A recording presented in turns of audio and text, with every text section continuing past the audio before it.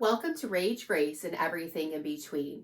This is our unfiltered conversation about neurodivergence and every stage of menopause at the same time, because apparently the universe has jokes. Hi, I'm Michelle, postmenopausal and ADHD, and currently running on hot tea and pure determination. And I'm Angel, perimenopausal, ADHD, and honestly just trying to remember what day it is and whether I took the laundry out of the dryer.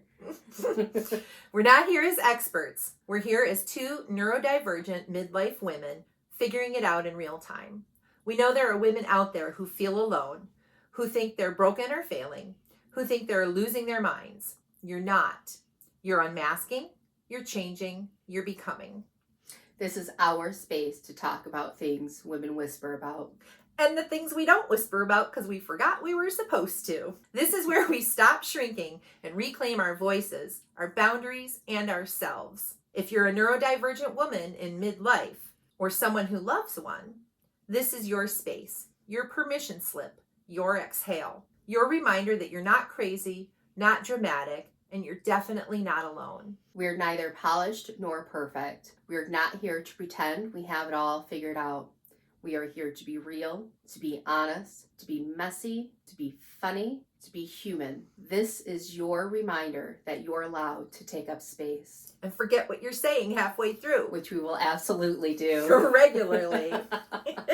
This is a space for women who are done pretending. For the ones who've spent a lifetime shape-shifting only to hit midlife and think, what is happening to me? So grab your beverage of choice, lower your expectations, and settle in.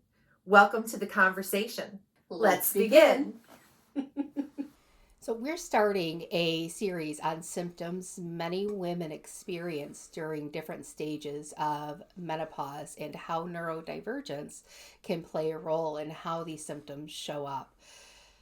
There are so many symptoms. We're breaking them down into systems like the reproductive system, the gastrointestinal metabolic, the immune system. Today, we're discussing the vasomotor and thermoregulation systems, which control how our body responds to hot and cold.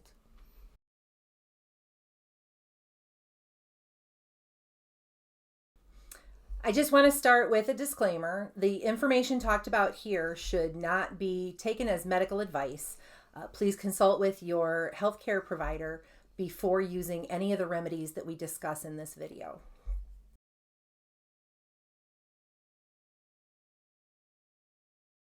The hypothalamus, located just above your medulla oblongata, And throwback to Waterboy, helps manage our body temperature, hunger, thirst, mood, sex drive, blood pressure, and sleep.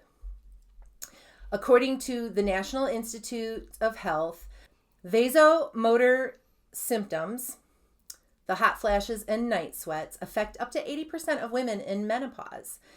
This is caused by declining estrogen levels, disrupting the brain's thermoregulatory center, the hypothalamus, and this creates a narrowed comfort zone, causing sudden, intense heat sensations, sweating, and heart rate changes.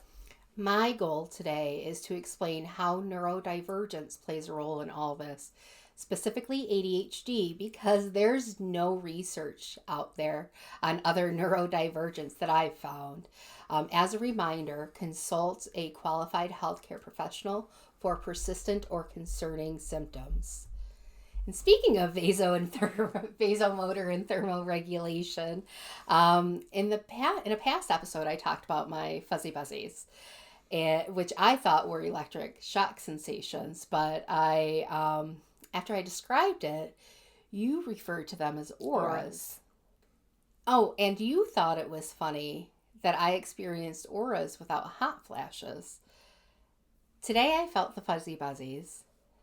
Tried to get into a meditative state the way I would have in the past, but then I was freezing cold. Oh, yeah. Wow.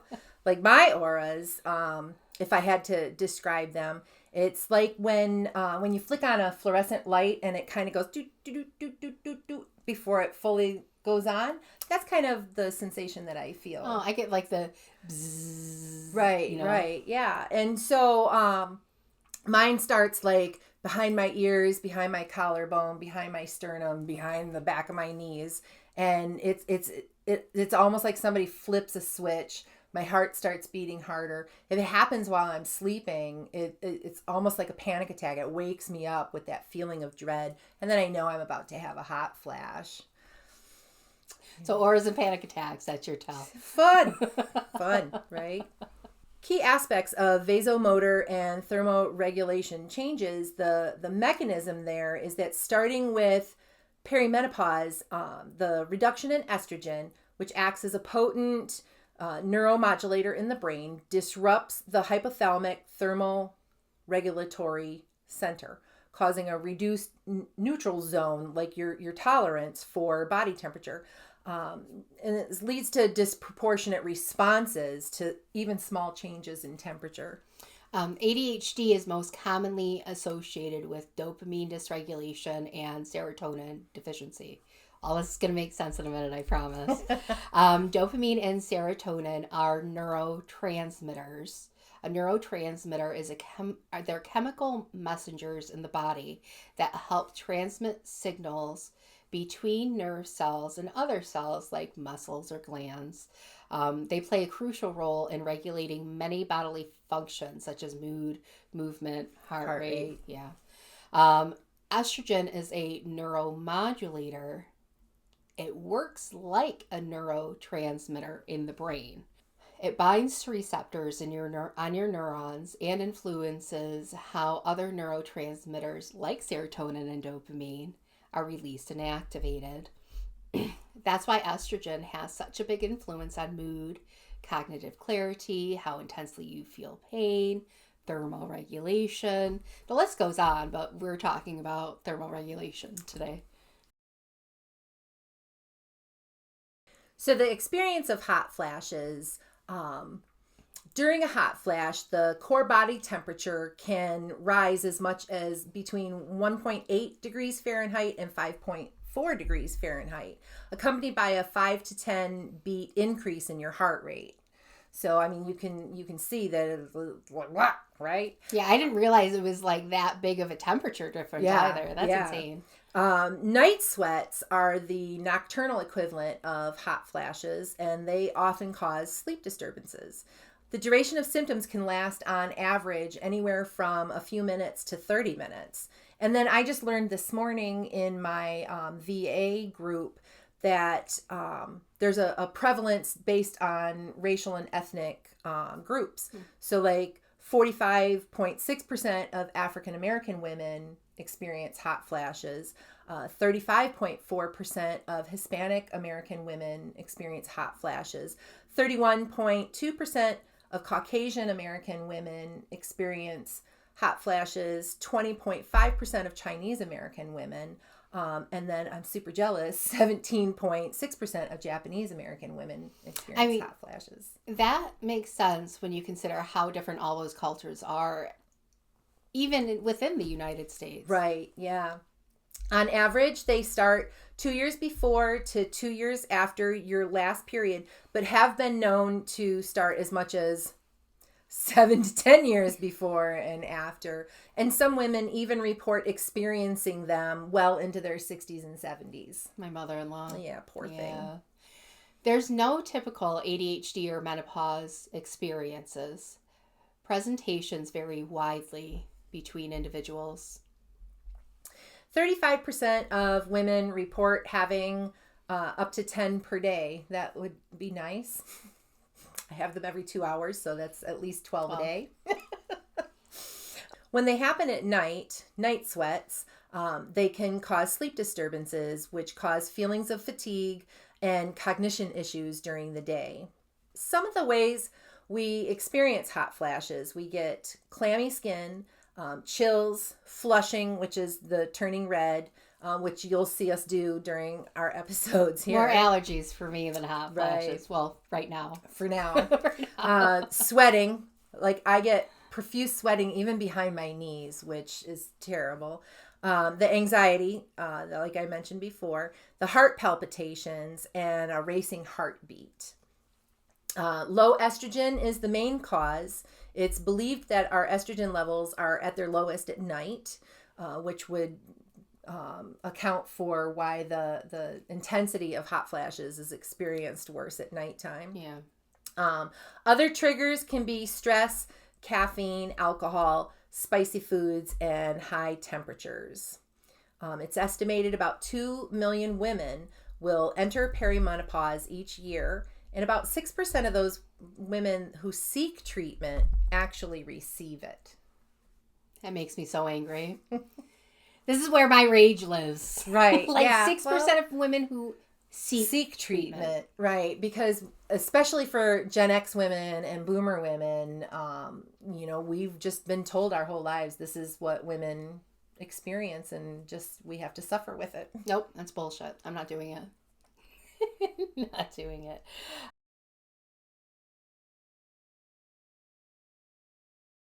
For neurodivergent women, I found one study on PubMed from 2025. The title is Perimenopausal Symptoms in Women with and Without ADHD, a population-based cohort study. And I'm just going to read the conclusion verbatim. Conclusion: the difference was most pronounced among women aged 35 to 39 years.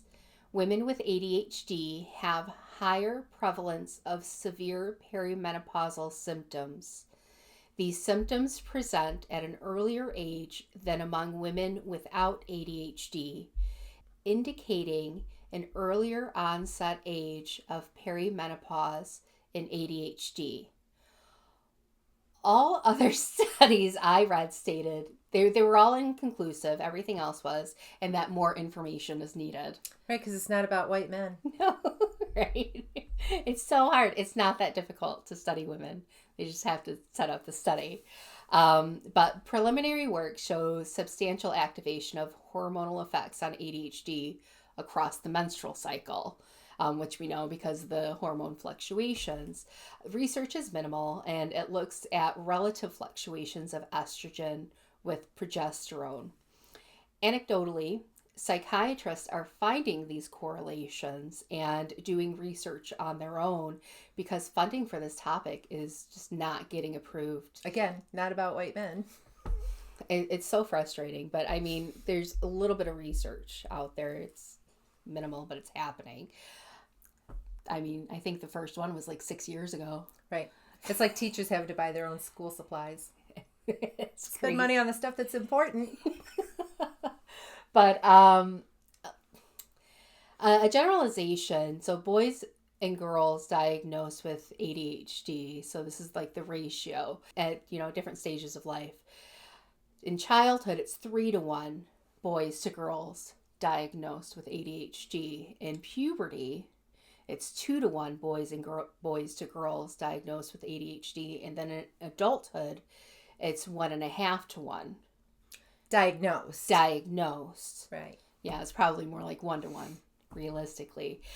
The level of fluctuations reported by women with ADHD and executive functioning deficits as a consequence of life cycle breaks down in this way. So during puberty, there's a rise in estrogen and progesterone and a rise in ADHD symptoms. So that's why more girls in puberty get diagnosed. And then we have our menstrual cycle. We have a lot of hormone fluctuations during our menstrual cycle.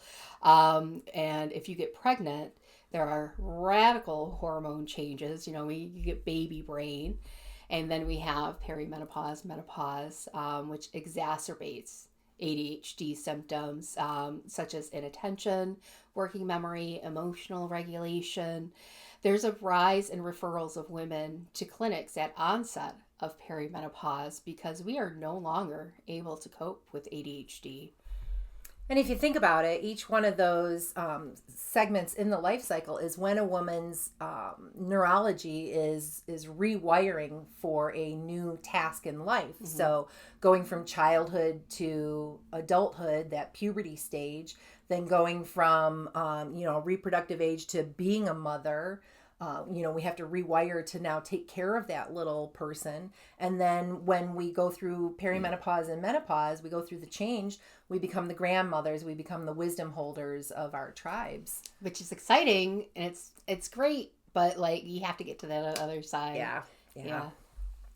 Women tend to experience that double whammy. Whammy, no whammy. Whammy, no whammy, right?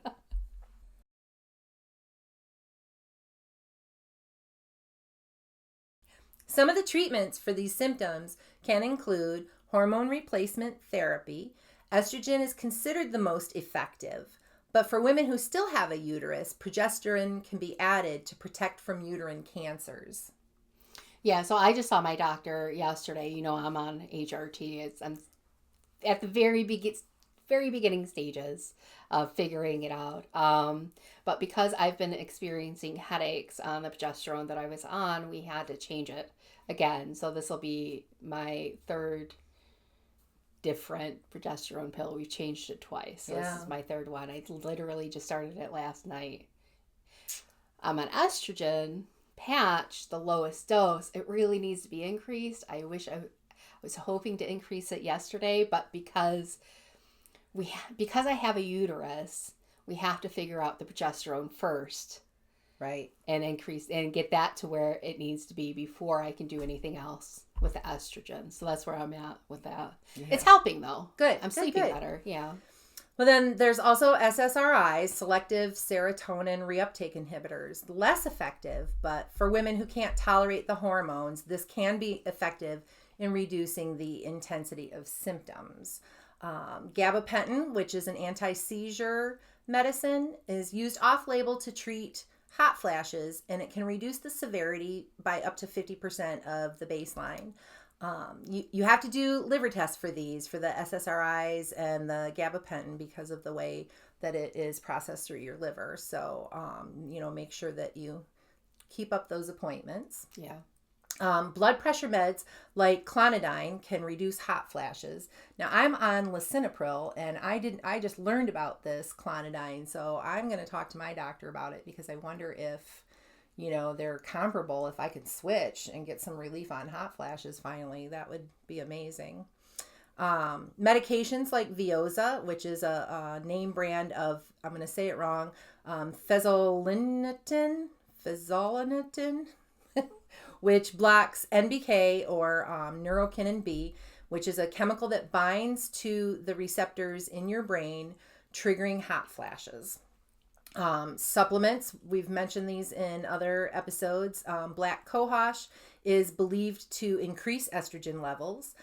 Dong Quai, or also known as female ginseng, is believed to act as an anti-inflammatory, which improves circulation. Magnesium glycinate, I take this every night. It promotes relaxation, eases muscle cramps, and can help improve sleep quality and a whole lot of other things. So has it been helping?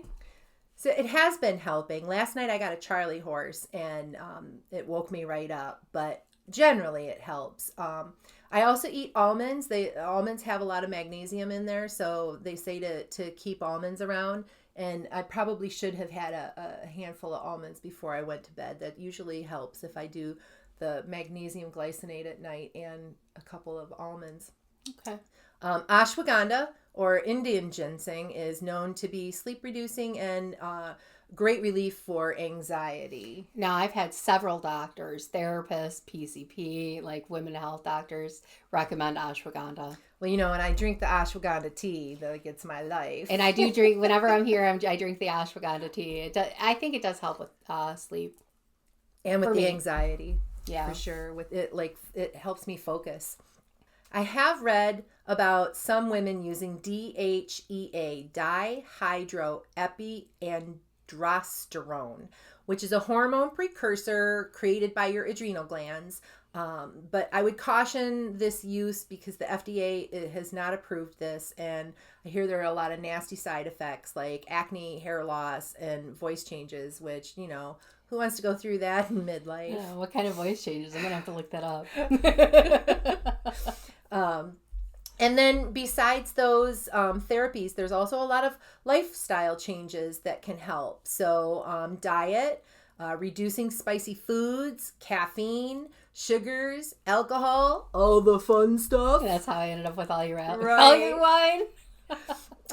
Relaxation exercises like yoga and meditation, Pilates, Tai Chi, doing breathing exercises.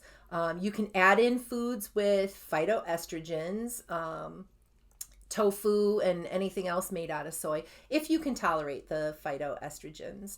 Also, using things like cooling sheets and pajamas made from breathable, moisture wicking materials like bamboo, tencel, light weave, cotton. I replaced all my pajamas with performance fabrics like workout gear because of the moisture wicking, which really helps with all of the night sweating. Often these materials have a lower thread count, which helps facilitate the airflow and drawing the sweat away from your body. Fans can help. I have a neck fan that I wear when I'm out in the garden. It's got two little blowers right here that I wear around my neck. I have tower fans all over the house, and then I have my little USB fan that gets plugged in everywhere that I'm sitting and working. That can help. For extreme night sweats, like when I lived in Haiti, we didn't often have electricity, so no fans and no air conditioners at night. I would put towels over my pillowcase and sheets because it was a lot easier to swap out the towels every day than to swap out the sheets. Also, waterproof bed liners. I would caution, though, that this could add a lot of sweating due to the lack of moisture wicking, like sleeping in a Ziploc bag. And my sister-in-law works at long-term care, and she swears by like some layering technique she does. I don't know what it is, but if you want to play with it, see if something works for you. I mean, if you have the excessive sweating, you definitely don't want to ruin your mattress. Those buggers cost so much money. So I guess you could look into that layering idea. Yeah. And then microfiber sheets are not generally cooling, but like for me, I had to switch. The cooling sheets just didn't work for me. So I switched to the microfiber because after I have my hot flash night sweats, I have extreme chills. And sometimes I would shiver for, a half hour before I could relax and go back to sleep. So as soon as I feel a hot flash is ending, I roll myself up in that sheet, and it's like a nice little cocoon. And it helps me to warm up faster after that cooling. But so, whatever works for you. So we do have a couple of symptom tracking tools that we are going to link in the show notes. These can be useful not just in the fact that you can begin to recognize patterns like the things that trigger your most intense symptoms, but then you can also take those with you to see your provider, and that can help them to adjust your hormones if you're on hormones, or to start you on any of those therapies. Just give you suggestions, help you out. Right. Yeah. Whatever it takes.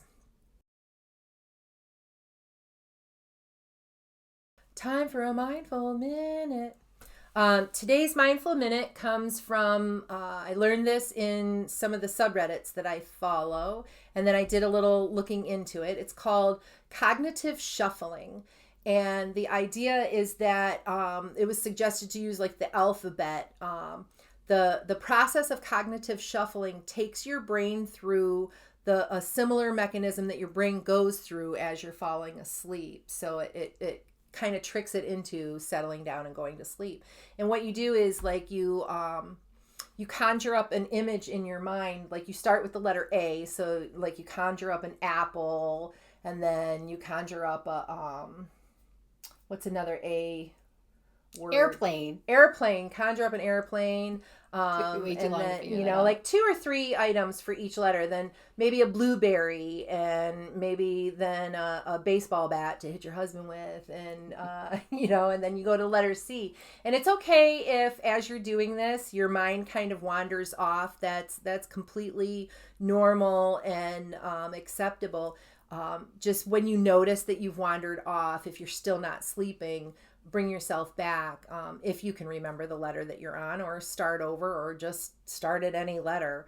But I've done this for a few nights now, and I've noticed that, especially in those like 2 a.m. or 3 a.m. hot flashes where you really have trouble going back to sleep, if it doesn't put me right back to sleep, it does help to calm me so I don't feel that anxiousness from not being able to go back to sleep. I'm going to try it. Like, there's a lot of times I go to bed and, like, I'm exhausted. So I lay down and I'm laying there for 2 hours, not sleeping, just restless. So I'm definitely going to try that. Yeah, that happens to me. Like, when I go to bed, I know you're not supposed to watch TV, but, I'm 56, so you're not going to teach this old dog new tricks. I put the TV on, and, I usually use THC products to help me sleep, so I don't have any problem once I feel sleepy shutting the TV off and going right to sleep. But I've been abstaining, so I've been having a lot of difficulty where my eyes start to close and I go, okay, I'm sleepy now, and I turn the TV off, and then my eyes are wide awake, and the intrusive thoughts and whatever. But I've been using the cognitive shuffling in those moments, and it seems to be helping. But that's all I have for this week. How about you? That's it for me. So we will meet you in the rage, hold you in the grace, and sit with you in everything in between. Where late diagnosis meets late stage hormones and brilliant women stop blaming themselves. We'll see you next time. Bye. Bye.